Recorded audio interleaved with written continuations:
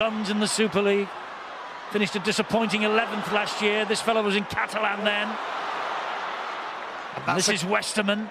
Oh, and he lost that ball forward, I think. Referee will agree. Yeah, the referee's made a decision. I think a good sign if you're a black and white fan, it's Leon Price and the involvements he's having. I mentioned before the match that if he played and got involved a little bit more, as he has done in the opening 22 minutes of this game, the result could have been different. The players are in the ear of the referee constantly here tonight. I think it came off a Leeds player, that's why. And he's checked with the two touch judges. I'm not sure. I don't think Sinfield touched that at all. I think he got the arm. Given, isn't it? I think he might have touched it, but I'm not sure how much and how conscious he is of touching it. The original call came from touch judge Chris Kendall on the far side, who called a knock-on against Hull. The players have complained, and Richard Silver was checked with Chris Kendall, who reaffirmed his decision, and he's give the ball to Hull, which was surprising. So the touch judge said it was a knock-on against Hull. He the said it was a referee knock-on. decided on the field that it wasn't, and he went against the call. Could he have asked the video refs to have a quick look at that, Stuart? No, he can't do that. He can do, for a matter of fact, whether the ball's gone into touch or the player's gone into touch. A lot of traffic coming down the middle. The middle unit for Leeds Rhinos really working.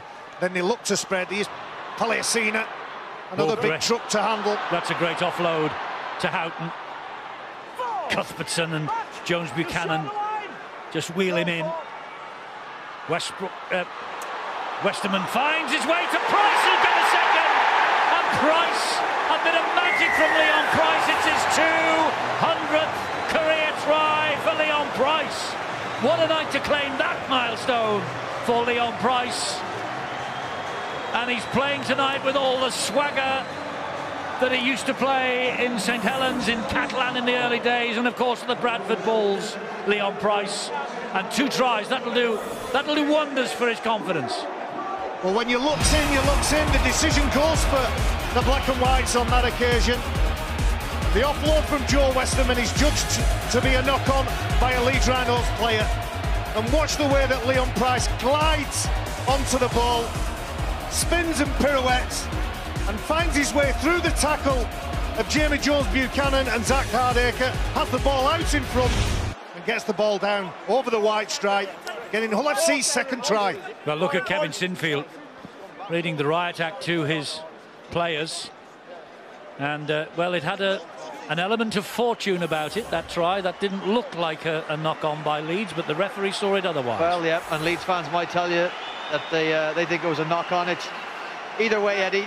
The ball's gone to Hull FC. They've scored a try, and anybody that saw John Wells preview the game would have pointed out a Jamie Ellis try scored for Huddersfield last week when he caught Carl Ablett and Paul Ayton over chasing, both of them stationed on the left edge defence for Hull FC, or for Leeds Rhinos, I should say. When we see the replay here again, we might see that it's Carl Ablett once again that over chases, and it's Leon Price that steps back in and exposes that. This unique kicking style of Mark Sneyd. This effectively unique kicking style of Mark Sneyd. And Hull are ahead by 12 points to 0. The previously unbeaten joint league leaders are in a spot of bother, but was that a Leeds knock-on, or was that a knock-on by Joe Westerman? Well, shall we say it's one of those 50-50 decisions that's gone in favour of the home side. But before the game, we shone the microscope, really, on Leon Price and Mark Sneyd. And in the opening quarter, they've really delivered, haven't they, with the kicks, with the runs, and the whole atmosphere. Last week, Hull's performance against Salford was terrible. I rated at best a 3 out of 10. Tonight, they look like a side again. Well, this is Leeds Rhinos' second visit of the new campaign to the city of Kingston upon Hull this year. They opened the season at Hull Kingston Rovers ground in front of a record crowd. They trailed there by 14 points at one stage, at 2 stages, I think. Big leads in both halves to the Robins. Here's a penalty. That's where Hull FC have been very good tonight. They've played the ball as quickly as they can. They've got up, made the effort. Because it's a little bit messy and untidy, Leeds losing the play of the ball, getting hands and arms tangled up. It's easy meters. Hull FC. It's not rocket science either, Barry, is it? You get the fresher players, which would generally be your outside backs. The guys in the middle have had to run the ball and do a lot of tackling. So your wingers and your centres should be fresher. You see Yeeman on that occasion get in, play the ball quickly, attack some tired defenders, try and draw a penalty out of the referee, and you will get the rewards. Well, Leeds have to make up a big deficit here tonight, just as they did a couple of times against Hull Kingston Rovers just over a month ago. Can they get out of jail again? Hull are playing really well in the opening 26 minutes here. This is Gareth Ellis. And Danny Houghton from dummy half gives the ball to Sneed. He finds Price. Price gets it away to Jamie Shaw. Moon and Maguire and Jamie Jones-Buchanan bring him down. Houghton 10 metres away, back it comes to Westerman. This is Ellis, here is Paliasina. He's been good since he came on. You need 3-4 defenders to handle him. Houghton again just drops the pass off to Westerman. Westerman gets the ball away then. Good work by Minicello, but Leeds defence standing firm.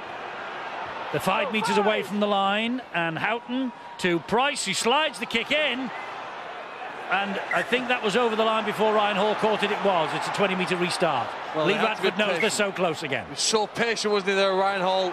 Desperate for the ball to go out of play because they've spent so much of the opening 27 minutes in their own half.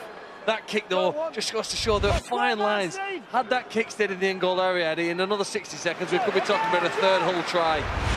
The accuracy of attacking kicks is everything now in this game. He needed nerves of steel. I remember a game from last week with Joe Burgess playing against Wakefield where he made the wrong call and cost his team a try. And Leeds Rhinos, they just need some ball. They seem to have been defending for 25 of the 27 minutes. Singleton's on. He played the ball then to Ayton, who found Cuthbertson. He takes the return pass. Ooh, that was a no-look pass from him. And this is Achurch now. Another change by Brian McDermott. So he's mixing it up a bit to try and find the right formula. Off the right boot of Maguire. This is high. This is high. Oh, there's a push there. Was another push there? The ball's all over the shop. Well, it's a... He waited and waited. I think it was a block on Carl Ablett, who appealed to the referee. And whilst the confusion was happening with the ball, you see Carl Ablett, who's blocked by Leon Price. Clear block, Stuart. That's it, yes, he's moved to the side. That's the reason for the penalty. He wasn't standing still. Joel Moon gets it away to Sinfield. Sinfield then to Achurch. Leads the first period of sustained pressure they've had in this match. With Cuthbertson short ball and Singleton underneath the Hull posts. Maguire gets the ball away to Jamie Jones-Buchanan. That's wonderful defence from Leon Price. He lost that ball forward. It's play on. It's a free play. It's a free play for the black and whites. It's going to be a great run from Jamie Shaw. What a fantastic break by Jamie Shaw. We saw in last week's Catalan game the advantage of picking the ball up and going, don't kick it, don't waste it, just put the foot down and go. Here's the attempt from Jamie Jones-Buchanan, who drops the ball, and the Hull FC fullback just picks the ball up and goes. Here's a knock-on, though, now against Kurt Yeeman. He's claiming the ball was reefed out of his possession, but the referee sees it another way. Well, here it is, isn't it? Losing the ball. Mitch Achurch involved in the tackle. Just to go back, though, to Leeds at the other end of the field as you see him losing the ball. Is it patted out? Sometimes you see that given with the Hull head and feed here. But, I mean, Leon Price's try-saving tackle on Jamie Jones-Buchanan. He forced the ball free. Maybe he's injured himself in the process, but he scored a great one tonight, and he saved the first that Leeds could have scored. Coach McDermott, I'm sure if he gets the message out, says we've got to hold on to the ball. Well, you questioned attitude in the last game. We see Jamie Jones-Buchanan. He was trying to do a Paul Ayton there, wasn't he, from last week? Well, the ball down over the top of his head. This man here, Eddie, Phil has said the attitude, he thought Hull FC's attitude against Salford might have been a 3 out of 10. Well, I'm sure Lee Radford will be delighted with their attitude tonight, and he's every right to be.